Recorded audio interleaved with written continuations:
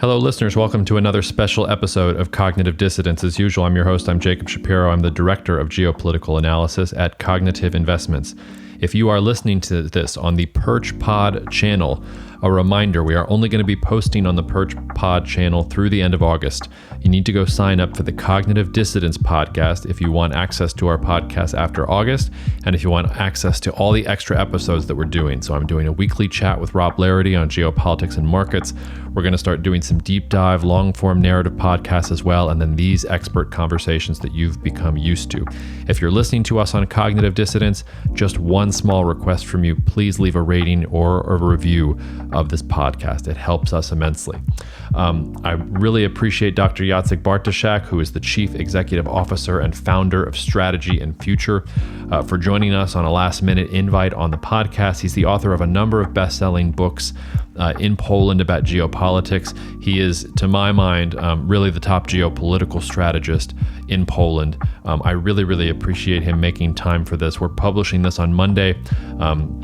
We recorded this on Friday afternoon, New Orleans time. It was around 11 o'clock midnight in Warsaw time. Jacek obviously has been very busy in Poland doing a lot of different things and advising a lot of different actors on the conflict there. So we are incredibly appreciative of him for coming on the podcast and making time. I think we'll also be cross-posting this on the Strategy and Future podcast. So if you happen to be hearing my voice, I appeared on a Strategy and Future podcast about 6 to 8 weeks ago, I think, and I'm happy to return the favor and have Jacek come on our podcast. So without any further ado, Jacek, thank you again for coming on. Listeners, we hope you enjoy this episode. Cheers. Stay safe. We will see you out there. Cognitive Investments LLC is a registered investment advisor. Advisory services are only offered to clients or prospective clients where Cognitive and its representatives are properly licensed or exempt from licensure. For additional information, please visit our website at www.cognitive.investments. The information provided is for educational and informational purposes only and does not constitute investment advice, and it should not be relied on as such. It should not be considered a solicitation to buy or an offer to sell a security. It does not take into account any investor's particular investment objectives, strategies, tax status, or investment horizon. You should consult your attorney or tax advisor.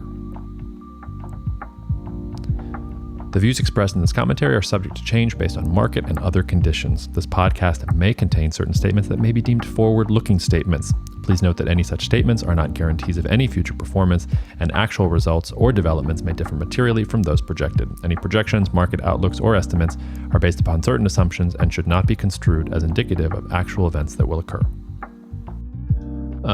Jacek, it is late in Warsaw, and I really appreciate you making some time to talk to me. There was nobody else I wanted to talk to about what's going on in the Russia-Ukraine war this week, so we're glad to have you.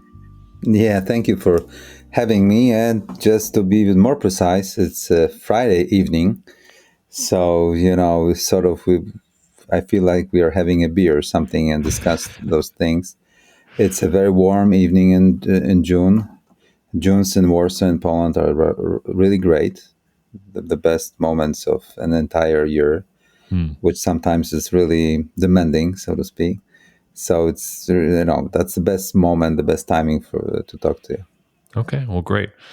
Well, look, let's get straight to it. I have not been particularly worried that the Russia-Ukraine war was going to spill out of Russia and Ukraine until this week, and until the news that Lithuania had shut down some of the Russian goods going into Kaliningrad, and that Russia got very, very strident and very, very aggressive and threatening that if Lithuania didn't take down those controls, that they were going to defend their national security interests, whatever the heck that means.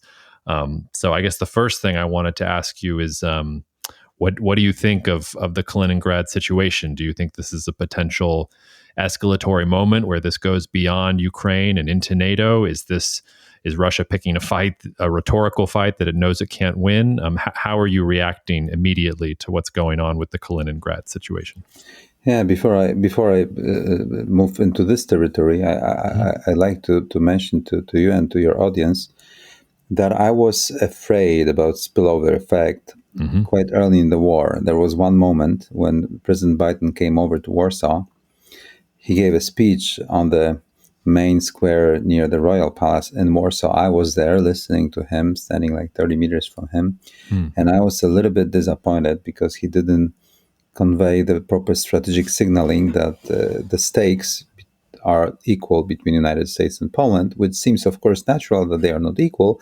But if you have a war next to you with, against nuclear power, and they are sort of not making progress towards Kiev, and you deliver weapons to Poland, you are afraid that they might try to sort of shut off the staging area and also the communication lines leading actually only from Poland into Ukraine, because otherwise other routes are shut off by destroying bridges or any other connectivity hubs by Russians. So that was the moment I was afraid, and that was sort of even consolidated by the fact that Biden didn't deliver a strong message to the Russians that the stakes are equal, but between the United States and Poland in handling this thing.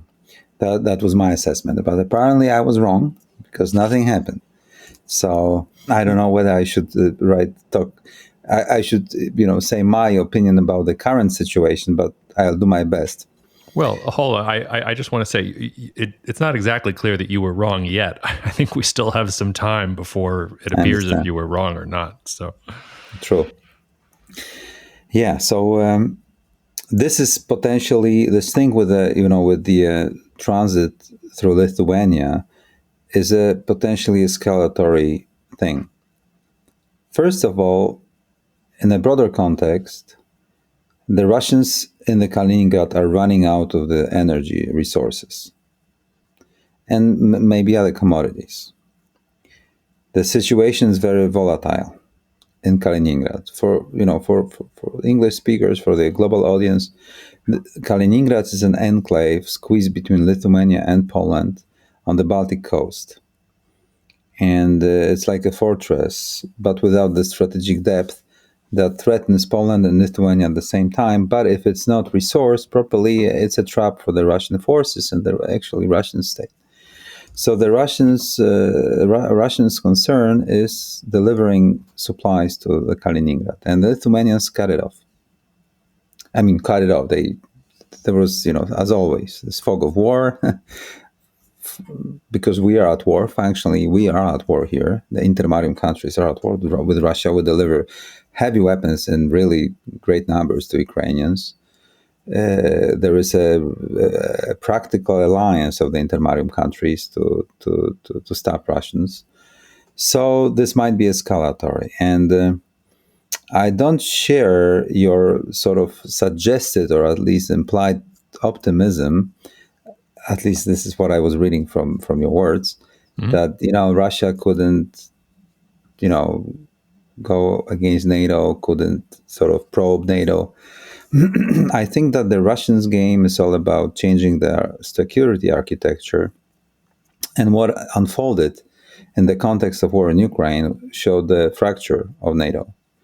Apparently, Germans don't have the same interests as Poles and even Americans in the context of Ukraine, but that pertains to the broader context.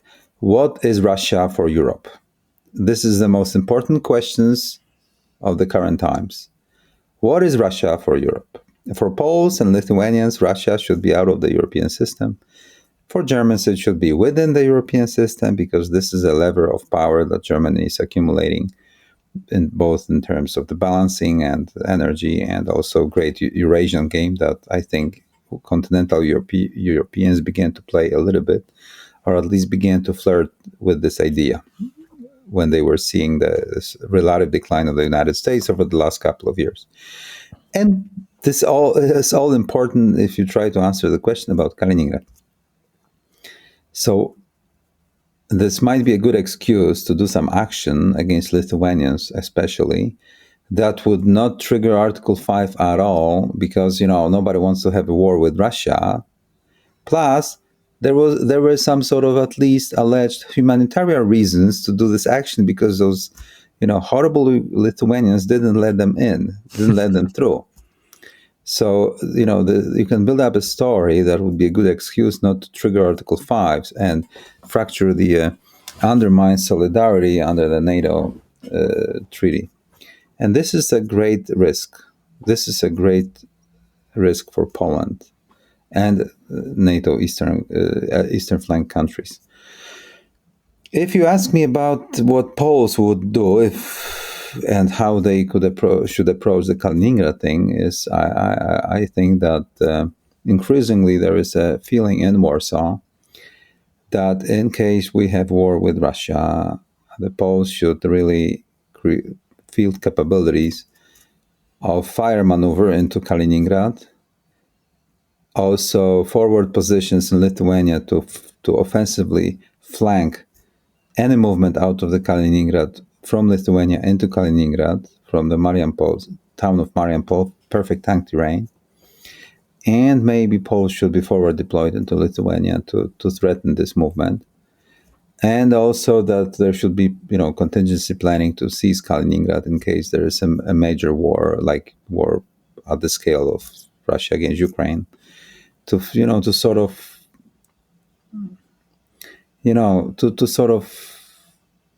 make the Russians, the hostage of the situation in a way that they should think twice whether to do anything against Poland and Lithuania and other, countries on the NATO eastern flank.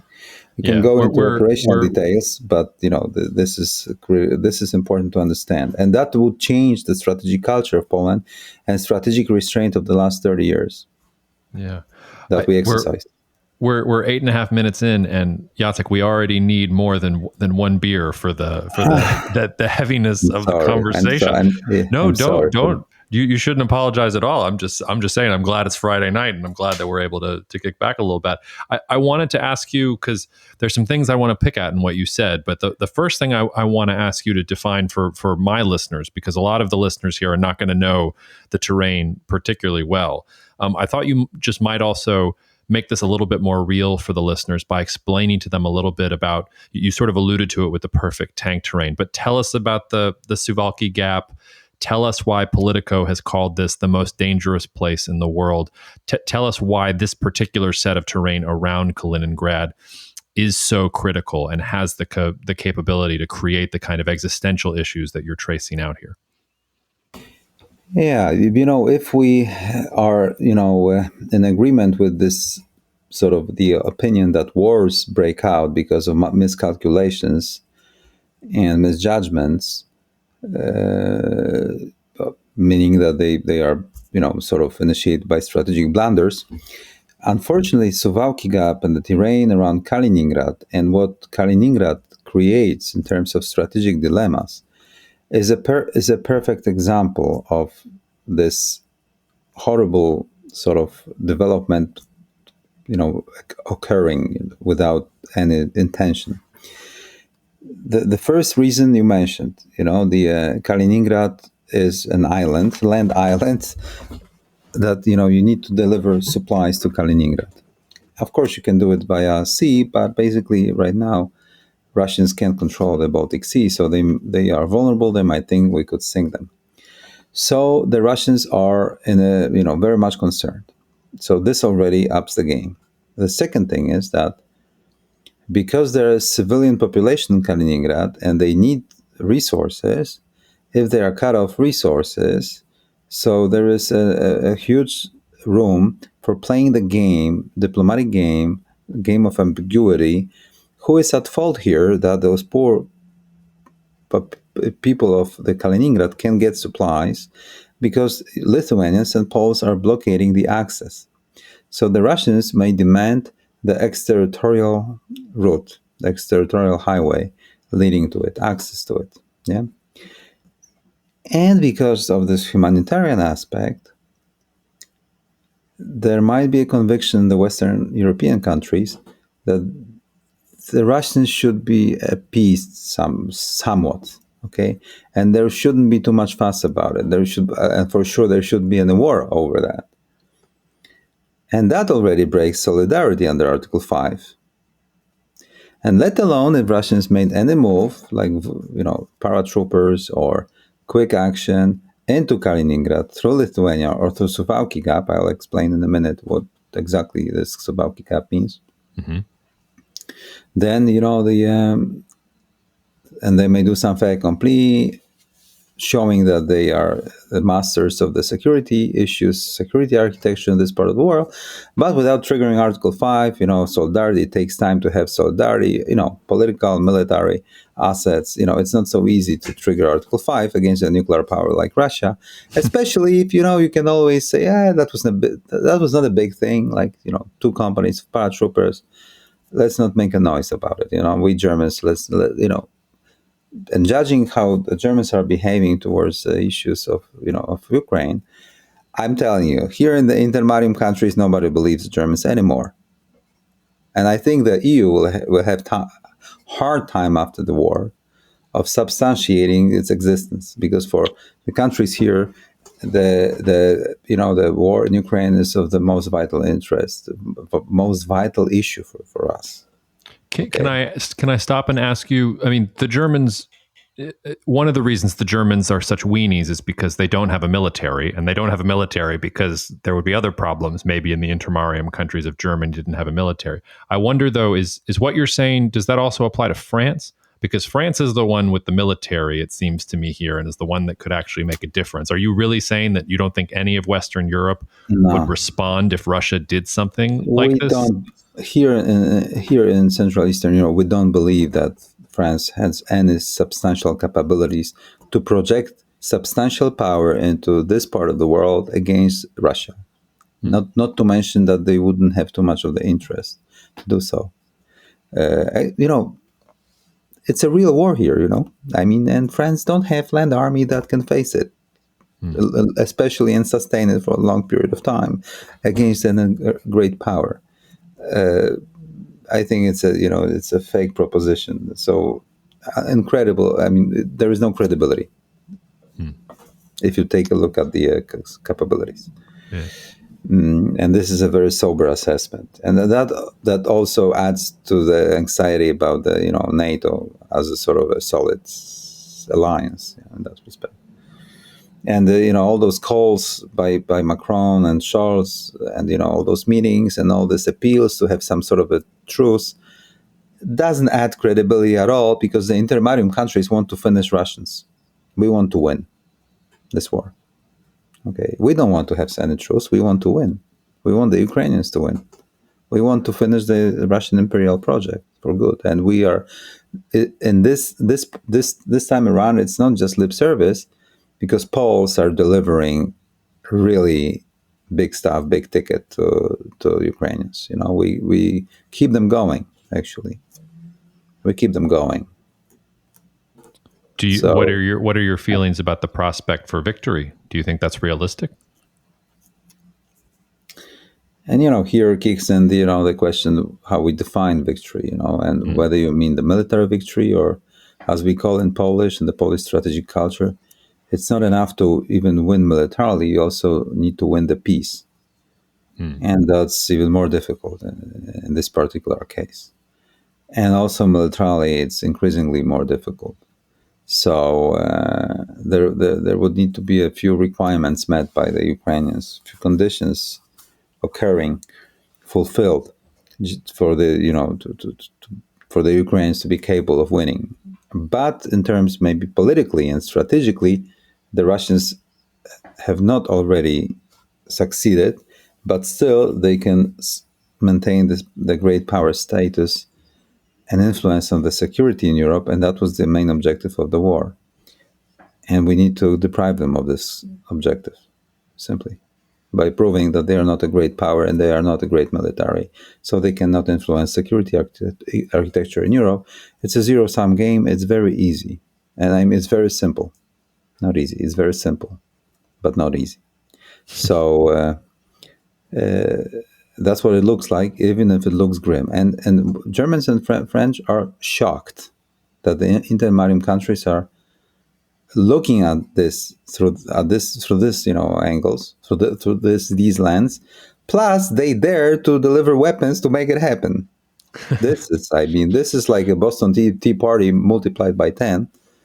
It's like they are beyond their perceptions that those folks here are really running their own strategic agenda, and supported by those crazy Americans coming, from far away across the ocean, trying to sort of stir up things on the continent when everything was great. There was energy cooperation, there was markets, there was stability. The Germans, had all options on the table: cheap energy, open market, stabilization of Eurasia with Russia, prospect of cooperation from Vladivostok to Lisbon, cheap labor in Central and Eastern Europe with no agenda, run on their own. And slowly but steadily, even though, China deals were still great, that was a perfect life, and access to global markets thanks to the American hegemony. And, and all those pieces are falling apart now, and that's why I said that would pose a serious challenge to the European Union and its structure and the power structure within the European Union. And, because as we said at the beginning, we are just talking as if we were drinking a little bit of the beer on Friday night. So I of course, I permit myself to venture into the lofty propositions or even sort of the assessments. But, that gives you the spirit, okay, of how people think here. And it's an honest description, even if they don't disclose it openly too much on conferences. Okay, that's how this looks from the perspective of the Intermarium countries. And coming back to the issue of Kaliningrad, it doesn't have strategic depth, so it cannot form the proper staging area in case Russians decide to attack Poland. It might be only the secondary, auxiliary axis of advance. It's very difficult to attack from Kaliningrad into Poland because of the terrain. Mm-hmm. It's if someone watched the Wolf's Lair, the Hitler's bunker in Ostprussia. Mm-hmm. This is the place. I mean, you need to go towards the Hitler's bunker to get to Poland, so to speak. And this is heavy forested with thousands of lakes and narrow channels of communication. Swampy, boggy terrain. It's very difficult. You need to get to the Vistula river system and move along it. It's a long way to Warsaw. And there are many cities that could be fortified on the way. And, there are many ways you can outflank Russia. So it's a difficult proposition for them. But, we could use the fire maneuver into Kaliningrad easily from this terrain. So basically, if we field the proper artillery pieces of long range, we keep them hostage. That's as easy as it gets. And if you take a look at Suwałki Corridor is to the right side of the Kaliningrad itself, and it's a narrow land corridor. Ben Hodges coined the term corridor as opposed to gap because it's more of the corridor. He's right. So there is one railway and two, not even highways, two roads leading to Lithuania. And this is the main strategic line of communication leading up to even Estonia. So this is how the NATO forces would need to deploy and keep logistics to keep the Baltic states fighting. And this is a very narrow, very vulnerable line of communication, flanked from both sides, from Kaliningrad, held by the Russians, and in the east, from the Grodno area, from Belarus, which is, of course, the Russian, proxy minion. I think we can call Belarus part of Russia at this point, right? Part of Russia in terms of the power projection capability, in terms of the military dimension. It is true. So you don't even need to flank it with maneuver. You can flank it with a fire maneuver, and or special operation forces, or some parties that venture into sort of cutting off the communication lines. And this is already a problem, given the narrowness of this corridor. And this has been for the last 7 years, as far as I remember, the main concern of the Polish military, because and within NATO we are sort of responsible to keep this corridor open to maintain the existence of the Baltic states in war. But it exposes, if we keep too much of the military along this route, it exposes us not only to those flanking maneuvers and fires from both Belarus and Kaliningrad, but it exposes Warsaw, because Warsaw is sitting directly next to the Belarusian border on the flat, perfect tank terrain. From Warsaw to the Smolensk Gate, there was a perfect tank terrain. And in many wars in the history of Europe, the troops were moving fast. And, they stopped at the strategic barriers that were rivers. So once you cross the Dnieper River and Berezina rivers, then you just land on Warsaw. So it's very swift. Remember Bagration operation in 1944, or Barbarossa even 3 years before. That was the same terrain, but in different directions.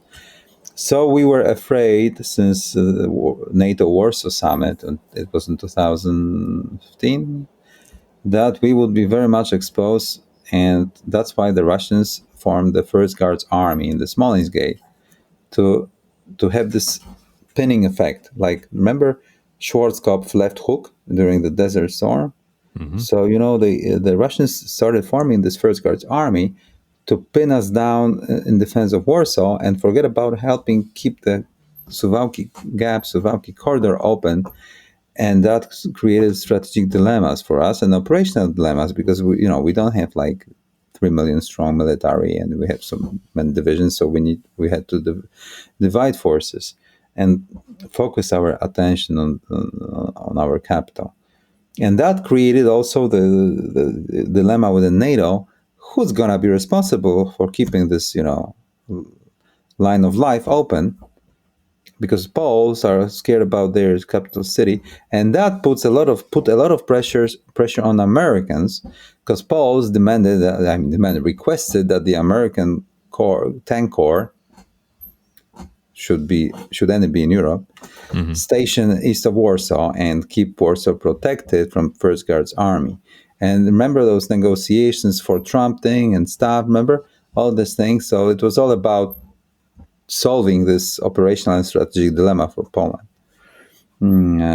because otherwise we are afraid of losing Warsaw to the attack that Russians devised against Kiev. Shock and awe attack, quick, that was meant to annihilate the political system from close approaches, from across the border, right to the capital, before the world start reacting properly, right? And so this is the meaning of the Kaliningrad enclave. And one more sentence to it. So, at Strategy in Future, we were thinking we created this new model army operational concept as a proposition to discuss the major reform of the Polish military.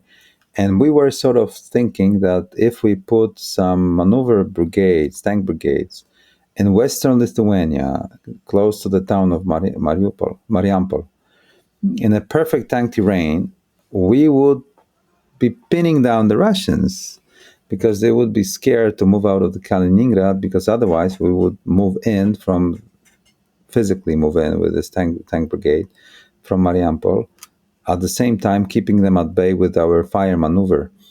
And that was a strategy in future. It's not an official statement by the government, just for you folks to know. This was the proposition of my team.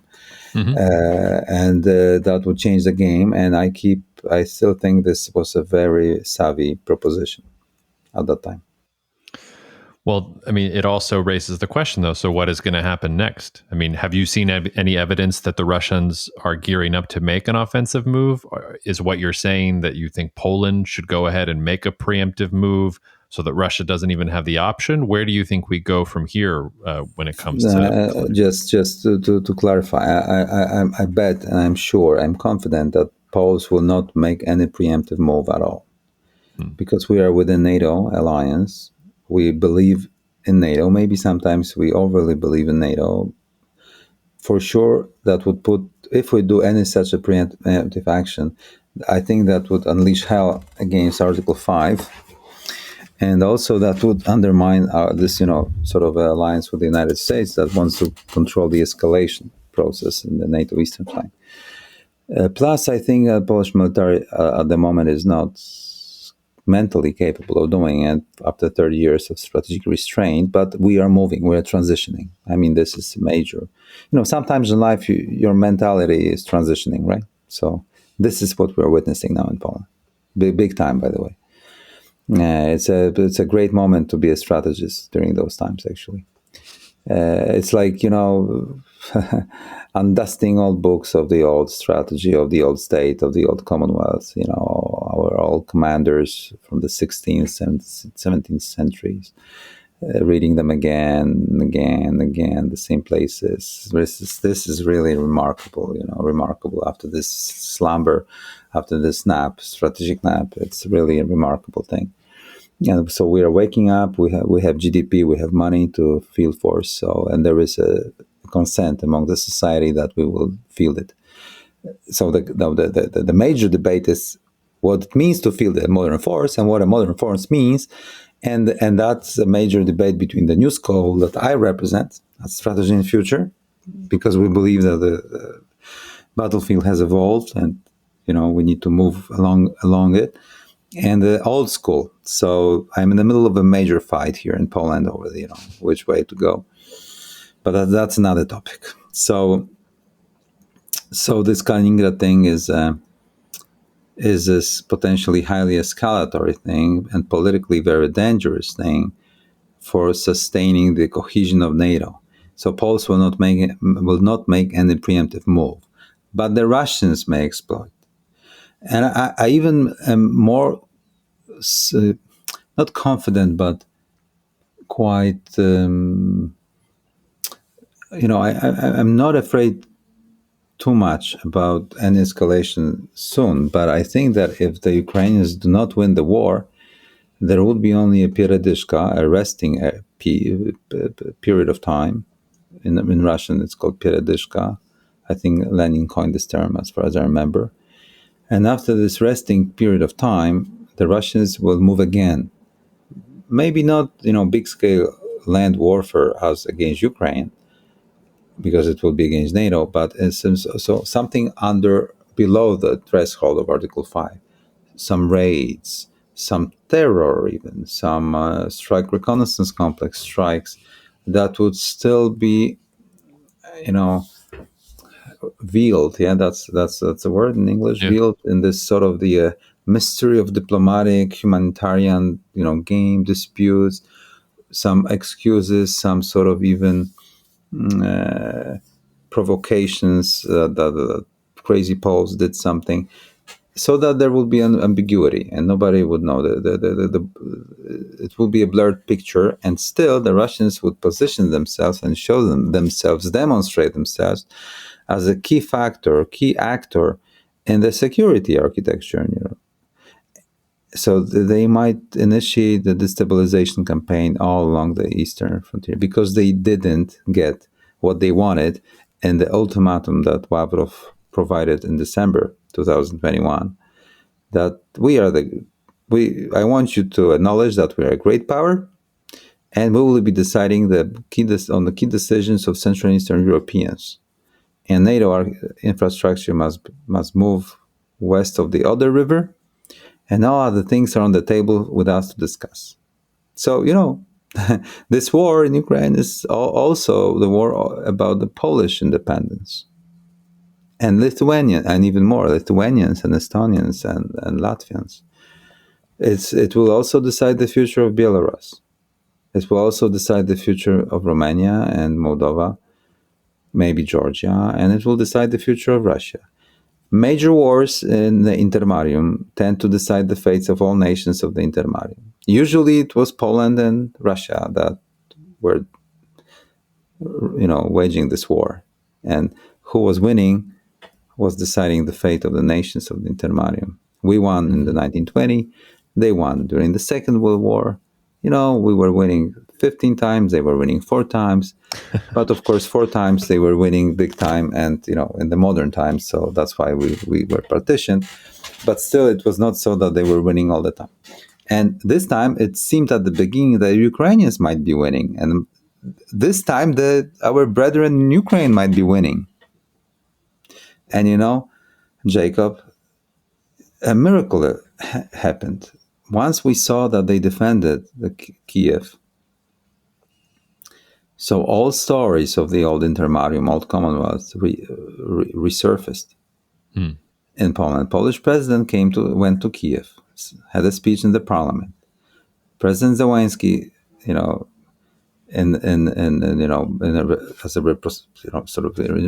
gave his speech after our president, and it sounded like the old state.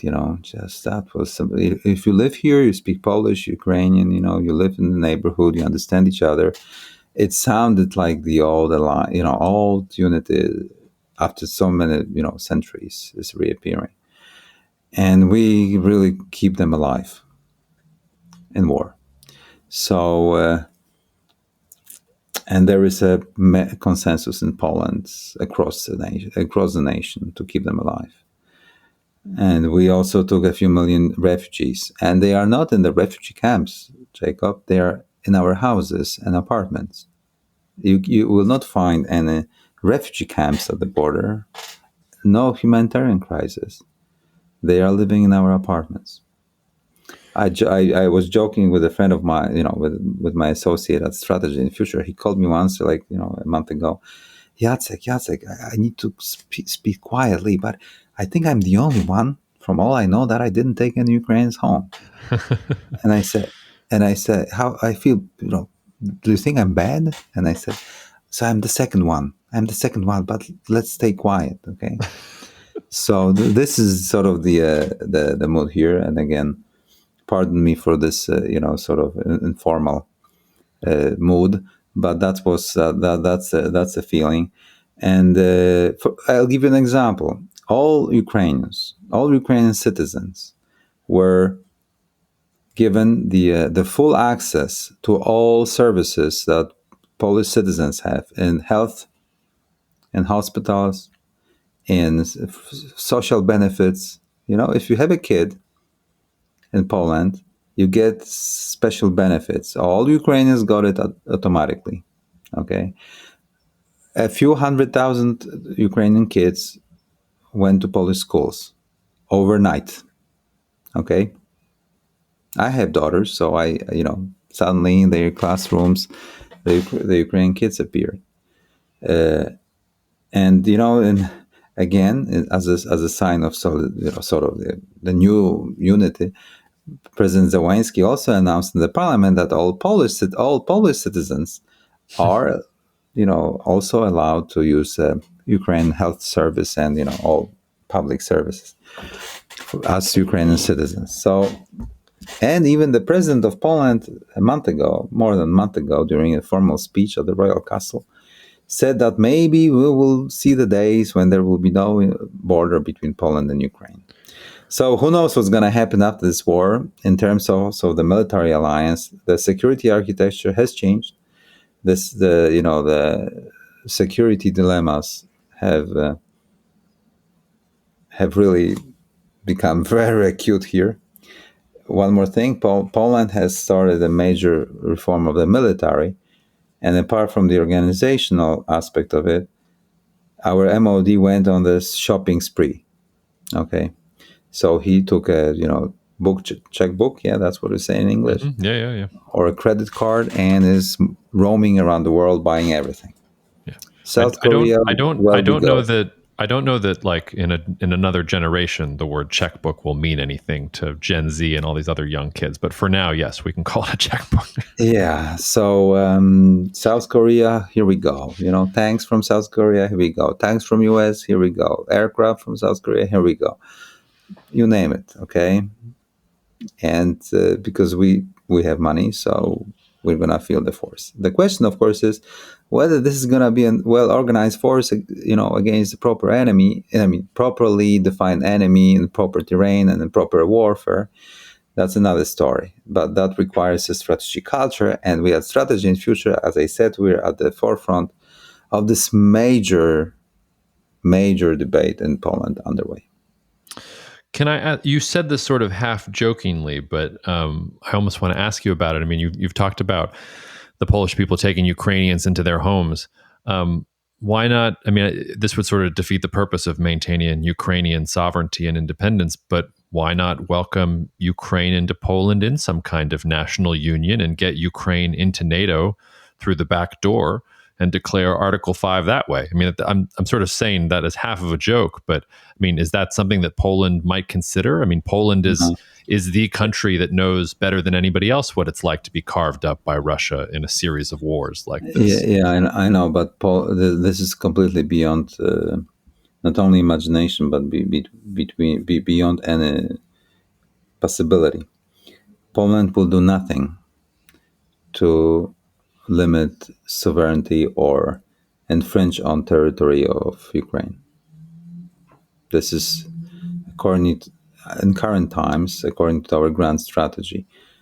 And this is, completely impossible. I mean, it would not happen. So nothing wrong will happen to Ukrainians from Polish hands at all. So yeah, that's not what I meant. I more meant if you could have some kind of political union in name, could you somehow get Ukraine? I mean, the Europeans, the Germans, and the French are talking about having Ukraine in the EU. Yeah. It would be better if you had Ukraine in NATO somehow, so that you could go to the NATO countries and say, hey, like Ukraine is a part of Poland now. Like these are our people. We're all speaking the same language. I can go use health services in Kyiv. We need to go protect these guys right now. I mean, like I say, it's half joking, but is there some way to back them in from that? It's half joking. Of course, it refers to how Germans reunited in this clever way. Yeah, that's using the same mechanism. But of course, it's not. We are not that close as Germans from the east and from the west. Ukrainians, of course, are a separate nation speaking a separate language, having not only their own ambitions but having their own pride, and for good reasons. And again, for those of our listeners in the West, they were part of the Soviet Union, and they were quite a modern part of the Soviet Union, those guys. And they were building rockets, and they went into space. And those guys had nuclear weapons, and those guys had submarines, and those guys had, nuclear plants. They were the second most important republic in Soviet Union, and in some dimensions, the most important. So those guys have a great location. If they are not at war and they are not being sort of influenced too much by neighbors, they are in a perfect spot on the main north-south axis of Europe, on the main west-east axis in Europe, where Eurasian landmass ends and European peninsula begins. And they are in the best connectivity places through the Black Sea to the world. And they control the soft underbelly of Russia, of the Don and Volga river system, if you control the Azov and the Crimea. So, and of course the Black Sea. So, technically speaking, potentially Ukraine is a powerful, prosperous state with a lot of minerals, the best soil you can have on earth. Yes. By the way, for you to know, if the Ukrainians were allowed to do what they wish with their soil and export markets, they would dominate the wheat production across the world. So this is what your soil does. So they have great potentials, and they in the Soviet Union they really had great achievements. So, and I'm particularly conscious to tell this, because as you know, Poles used to be an imperial power in this part of the world. I mean, sort of imperial. We used this. We had this land empire, and we not always treated Ukrainians properly, so to speak. So we had also civil wars with Ukraine. And in the east, if you speak Polish, and Polish is a language of nobility, even if you address the peasants. This is how you choose the words. This is how you refer to each other. This is a language of nobility and gentry. And sometimes, the folks in the east, in our eastern buffer zone, as we say, eastern frontier, as we say in Polish, they think that we look down upon them. So, we need to be very careful with not patronizing, especially proud nation like Ukrainians that really are potentially powerful. Yeah. And that would be a main sin of the Polish grand strategy if we permit ourselves to really embark on this sort of the patronizing mission. I would. It's a very sorry for saying it 3 times, but I would really like to admonish against going that path, because the history is being made now, and we need to simply create a new balance of power, a sort of a coalition that would be containing Russia from having influence on the European Peninsula affairs. And it's more like of the coalition, or more of the potential alliance of countries sharing the same perspective, and without dominance of anybody at all, and especially my dear Poland. Yeah, that's critically important to understand. Less of Poland, more of the balancing coalition, more of the sort of groupings of countries that share the same destiny. Yeah, that was well said. But again, also raises another question for me, and maybe this can be our last question, because I don't want to keep you too long, because we're talking about great nations and people that can participate in this alliance. What about Turkey? Because isn't Turkey just sort of sitting there and sort of the one country that could really put that coalition in business and really hurt Russia where it counts? The Turks seem to be very pragmatic. They have their own reasons to be skittish about upsetting Russia. They import a lot of energy. They import a lot of food. Is Poland in touch with Turkey? Do you feel that Turkey can be a part of the solution? Is Turkey its own thing? How should we think about Turkey from that strategic perspective? Yeah, that's a perfect question. Jacob, last year I was in the Turkish embassy in Warsaw and had a meeting with a high official of this embassy. And, we talked in English, of course. And, old Commonwealth used to have multiple wars against the Ottoman Empire, okay, over Ukraine, by the way, and the Crimea, approaches to Crimea and Moldova and Bessarabia, all those seemingly faraway countries. And so we were fighting for dominance, in the Danube River system. So, and the Turkish official asked me, what the heck has happened to you guys in your old Commonwealth that you haven't woken up yet, that the world has been changing now, and you need to rise to the not only occasion but to the need, because threats are there, and we're gonna have war and chaos soon. So what the heck why haven't you started adopting to it yet? What's wrong with you guys? You used to have a great strategic culture. We were having wars against each other. We respected you highly. What's wrong with you? So that was this mood. Of course, again, I was downbeat. But maybe now we are transitioning. Turkey is running, in my personal opinion, a very ambitious foreign policy of containing Russia, and even in rolling back Russia across the perimeter of the former Soviet Union. And in this way, the Turks are running the old Polish, strategy of Promethean movement. That's what it's called in Polish, Promethean policy.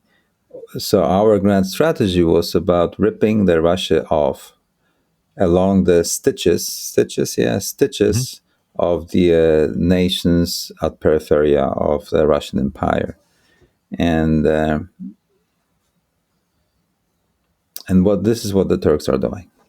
So they are executing our old grand strategy now, because they have the ambition, they have capabilities, they have the understanding of this world. And Poles simply believed too long in this strategic slumber, in this end of history, and that the European Union and the United States adopted us economically and militarily, and we don't need to take care about our neighborhood ourselves. And this is why I was being lambasted by my interlocutor in the embassy. And now we are again. I hope we are waking up to this new reality. We will see how we will endure in it, and how we will handle it. But Turkey, I think, is a perennial enemy of Russia. There is no way this could be the other way around. And but in daily life, they need to play the balancing game. So if you play you fight and negotiate at the same time, according to the old saying of Otto von Bismarck. You talk and you fight. You negotiate. It's like a forceful negotiations, and this is what the Turks are doing daily. Okay, and it's here let go and push, military and other always interactions. So this is what they've been doing, and I think they've been very successful in that. Take a look at what happened in Armenia and Nagorno-Karabakh, also Georgia, Azerbaijan. So and not to mention even the Syria and stuff, and the Black Sea, controlled Black Sea by the Turkish Navy, southern Black Sea, and the approaches to the Bosphorus. So this is how I think, and maybe if Ukraine survives and Poland becomes a player, so Turks will turn to us to talk, and this is maximum far my imagination reaches at the moment, because if you try to creep out of under the wardrobe from darkness, it's so difficult to think about all those angles, all those places at the same, with it's a really a moment in the history of this region, epic moment. We will see, and it's all sitting on the shoulders of those Ukrainians that have been fighting for 4 months now and are exhausted, and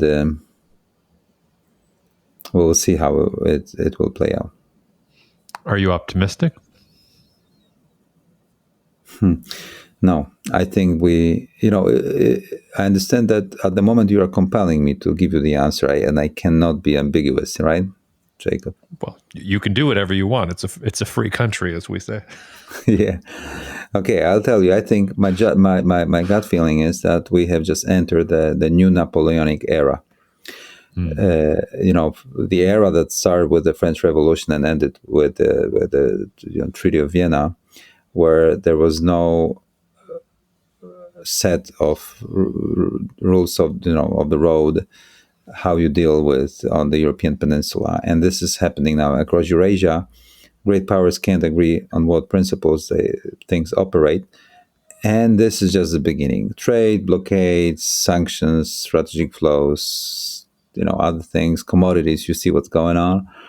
Leverages, forceful negotiations, killings, terror, campaigns, war campaigns, as during the Napoleonic era. Major revolution military affairs happening, new ways of using force, new generation warfare, multiple campaigns of different scale, different kinds, different intimidation techniques. I think we are entering the period of major chaos. And it will last until the moment when the new equilibrium will be reached. This is my feeling. And I think this is just the beginning. And the major showdown will be between US and China. Because as it was during the Napoleonic era, all showdown was between England and France, actually. All other things were, the consequences of that.